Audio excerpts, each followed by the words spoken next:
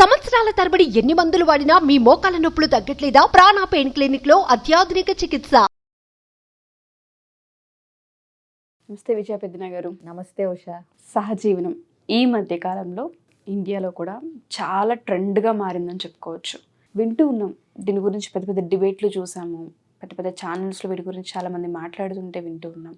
ఎలా తీసుకోవాలో కూడా అర్థం కాని పరిస్థితి. ఒక 20 years వచ్చేసాయి అంటే పిల్లల్లో వాళ్ళ ఇష్టానికి అయిపోయిందని చెప్పుకోవచ్చు.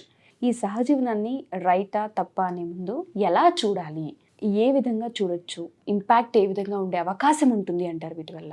ముందే డిస్క్లైమర్ చెప్పావు. యాక్చువల్గా సహజీవనం, ఇప్పుడు లివ్ ఇన్ రిలేషన్షిప్ ఈ మాట్లాడితే కాంట్రవర్షియల్ టాపిక్స్. ఇకపోతే ఇంపాక్ట్ అంటే ఎవరికి వాళ్ళ మీద వచ్చే ఇంపాక్ట్ డిఫరెంట్గా ఉంటుంది, సమాజం మీద పడే ఇంపాక్ట్ డిఫరెంట్గా ఉంటుంది.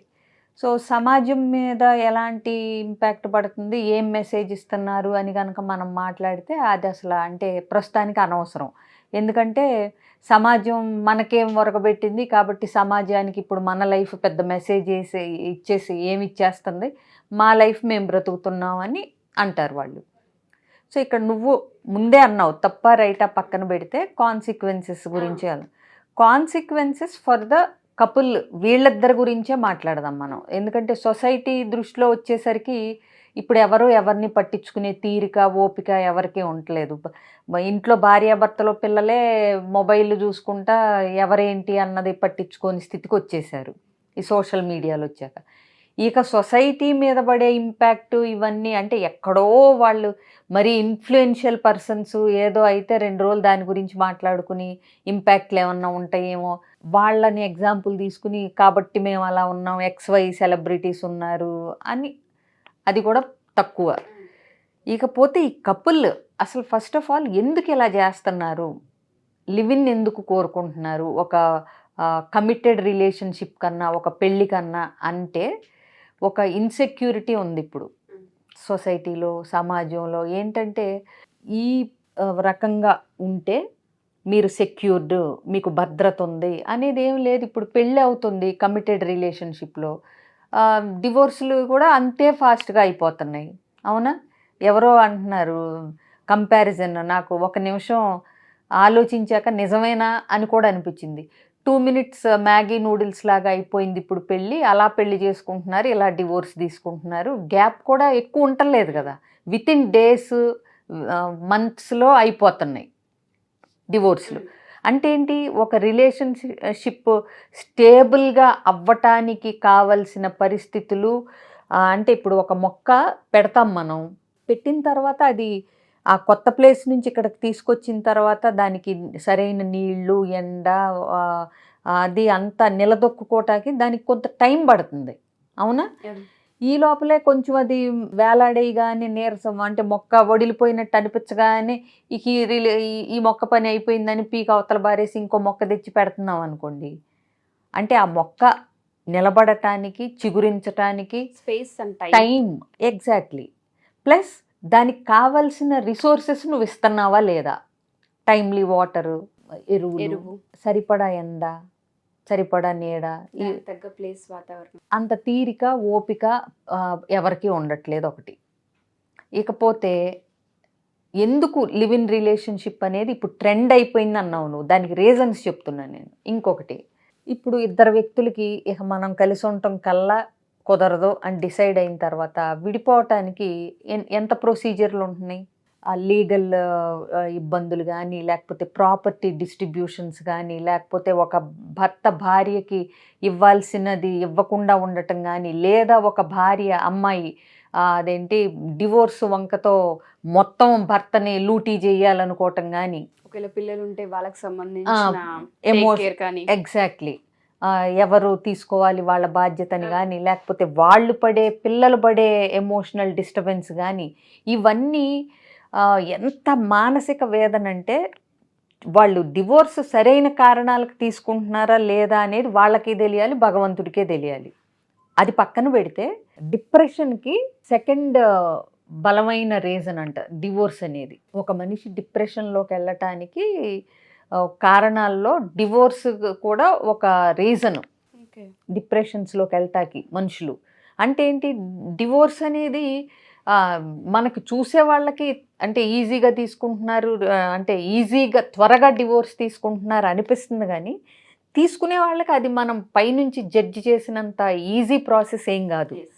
ఎందుకంటే ఆల్రెడీ ఒక మనిషితో కొంత ట్రావెల్ అనేది జరుగుతుంది, ఆ ఎమోషనల్ బాండింగ్ అనేది ఎంతో కొంత ఉంటుంది, ఫిజికల్ బాండింగ్ అనేది ఉంటుంది, వీలైతే పిల్లలు ఉంటారు కొంచెం ఎక్కువ కాలం ఉంటే కనుక, ప్లస్ సొసైటీ నుంచి వచ్చే ఇది ఉంటుంది, తల్లిదండ్రుల నుంచి వచ్చే ప్రెషర్ ఉంటుంది, ఇన్ని ప్లస్ నన్ను ఎలా జడ్జ్ చేస్తారు అనే ప్రెషర్ ఉంటుంది. ఇన్నిటి మధ్య కూడా ఎంత ఆషామాషిగా తీసేసుకుంటున్నారు డివోర్స్ అని మనం జడ్జి చేయటానికి ఏం లేదు. ఎందుకంటే అందరికీ తెలుసు అదేమి ఆట కాదు పెళ్ళంటే అనేది.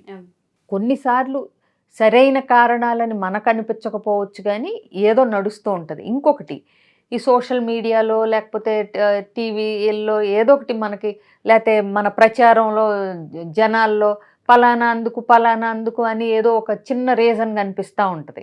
పెళ్లి మీద చాలా మందికి ఇంట్రెస్ట్ పోవడానికి ఇవన్నీ కారణాలు. సో పెళ్ళి అలా అని మరి శారీరక అవసరాలు ఉంటాయి నేను కదా. అదే అంటున్నాను, శారీరక అవసరాల కోసం సహజీవనాన్ని ఎంచుకుంటున్నారా?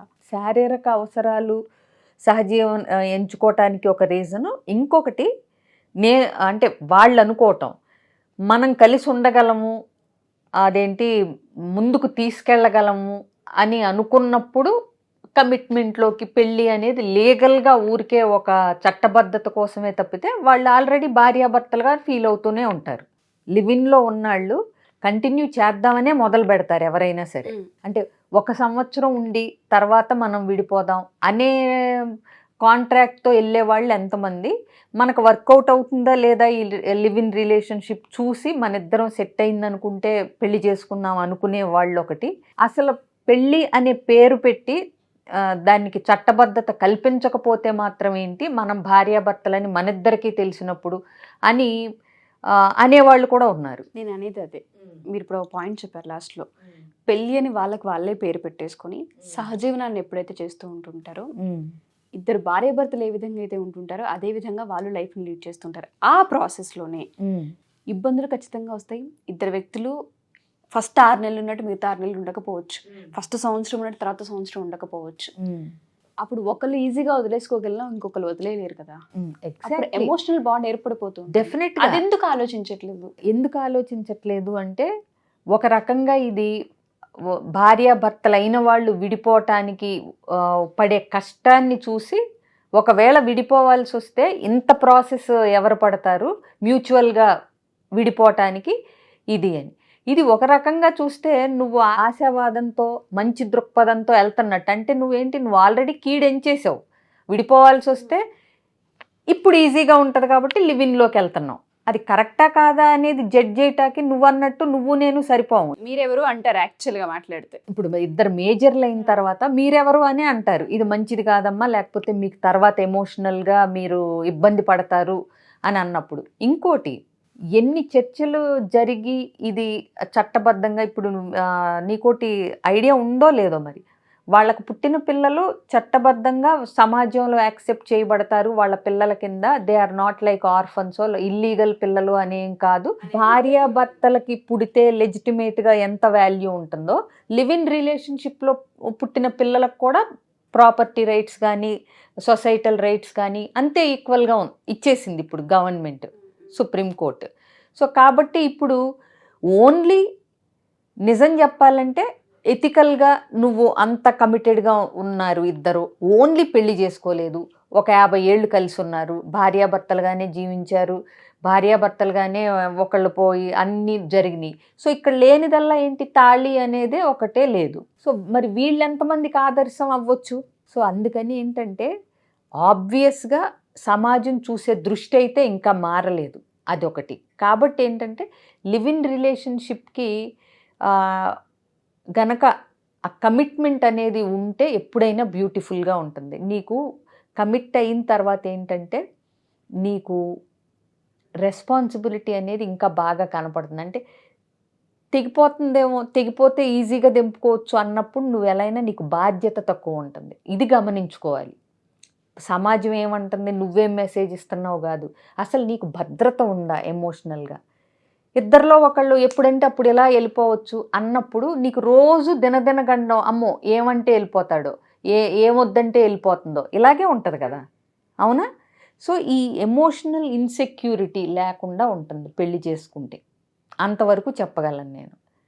ప్లస్ ఇంకోటి, తుమ్మితే ఊడిపోయే ముక్కులాగా ఉన్నప్పుడు ఎంతకాలం ఉండగలం అదొకటి చూసుకోవాలి. ప్లస్ లివ్ ఇన్ రిలేషన్షిప్ చెయ్యాలి అంటే చాలా మెచ్యూరిటీ కూడా ఉండాలి. నువ్వు ఏ కాజ్తో లివ్ ఇన్ రిలేషన్షిప్కి వచ్చావు అన్నది కూడా ఉండాలి. అంటే నువ్వు ఈ విడిపోదాం అనుకున్నప్పుడు ఇబ్బందులు ఉండవు కాబట్టి లివ్ ఇన్ రిలేషన్షిప్ వస్తే నువ్వు రాంగ్ కాజెస్ కోసం లివ్ ఇన్ రిలేషన్షిప్ని వాడుకుంటున్నట్టు. బట్ మాకు ఈ పెళ్ళి అనే జంజాటం ఇది ఇలాగే ఎందుకు ఉండాలి అనేది ఏదన్నా విప్లవాత్మక భావాలతోనో లేకపోతే కలిసి ఉండగలం అనే నమ్మకం ఉన్నప్పుడు పెళ్ళి అనే ఈ తతంగం ఖర్చు ఎందుకు అనుకునే వాళ్ళు కూడా ఉన్నారు. అలాంటప్పుడు రిజిస్టర్ మ్యారేజ్ అయినా చేసుకోవచ్చు, అవునా? సో నువ్వు ఫస్ట్ స్టార్ట్ చేసిన సెంటెన్సే కరెక్ట్. లివ్ ఇన్ రిలేషన్షిప్ అనే ఆలోచన మనది కాదు, అర్థమైందా? దిగుమతి చెందిన కాన్సెప్ట్. ఎందుకంటే అక్కడ చట్టాలు వేరు, అక్కడ పద్ధతులు వేరు, అక్కడ భార్యాభర్తలు ఎగ్జాక్ట్లీ. సో వాళ్ళు ఈ జంజాటం అంతా ఎందుకు అనుకుని వచ్చే పరిస్థితులు. యుఎస్లో అనుకో ఉషా, నువ్వు విడిపోవాలి అనుకుంటే ఆ రోజున భార్య అకౌంట్లో ఎంత ఉంది, భర్త అకౌంట్లో ఎంత ఉంది, రెండు కలిపి ఇద్దరికి చెరుసగం చేస్తారు విడిపోయినప్పుడు. అది నచ్చినాళ్ళు చాలామంది ఉంటారు. ఇప్పుడు ఆబ్వియస్గా ఒకళ్ళ దగ్గర ₹1, ఒకళ్ళ దగ్గర ₹21 ఉన్నప్పుడు ₹22 చెరు ₹11 తీసుకుంటే ఒకటికి ఎంత అన్యాయం. కొన్ని కేసెస్లో అన్యాయంగా కూడా అవుతుంది, అర్థమైందా? డబ్బుల కోసం చేసుకునే వాళ్ళు ఉంటారు. వీడి దగ్గర ₹21 ఉన్నాయి, సో అతన్ని పెళ్లి చేసుకుని కొంతకాలానికి విడిపోతే ₹11 వస్తాయి. ఈ లివింగ్లో ఇలాంటి కాన్సిక్వెన్సెస్ ఖచ్చితంగా ఉంటుంటాయి. ఎవరి నుంచి ఉన్నా లేకపోయినా నీకు సెక్యూరిటీ ఉండదు అనే ఫీలింగ్ ఉంటుంది. ప్లస్ ఇంకొకటి, నువ్వు మొదలుపెట్టినప్పుడు లివ్వినే మనం కావాలంటే విడిపోవచ్చు, కలిసి ఉండలేకపోతే మనం విడిపోవచ్చు అనుకుంటా మొదలు పెడతారు. బట్ ఇద్దరికి విడిపోదాం అనిపించినప్పుడు ప్రాబ్లం ఉండదు. బట్ ఒకళ్ళకి అనిపించి ఒకళ్ళకి నిలబెట్టుకుందాం అన్నప్పుడు అది ఇంకా నరకంగా మారుతుంది. ఎందుకంటే అప్పుడు దాకా నువ్వు ఉన్నదానికి వాల్యూ ఉండదు. ఇప్పుడు నీకు అనామకంగా అలా నట్టేట్లో వదిలేసినట్టు సడన్గా మన ఇద్దరికి కుదరదు, ఇంకా మన ఇద్దరం ట్రావెల్ చేయలేమని వెళ్ళిపోతారు. ఏదైనా నీకు అప్పుడు చుట్టుపక్కల నుంచి వచ్చే ఆ ఎమోషనల్ సేఫ్టీ కానీ, సెక్యూరిటీ కానీ, ఐడెంటిటీ కానీ, ఈ లోపలే పిల్లలు పుడితే వాళ్ళని సింగిల్ పేరెంట్ లాగా పెంచడం కానీ, అప్పుడు నీకు వచ్చే ఇబ్బంది ఇంకా ఎక్కువగా ఉంటుంది. ఏది పెళ్లి చేసుకుని డివోర్స్ తీసుకున్న దానికంటే.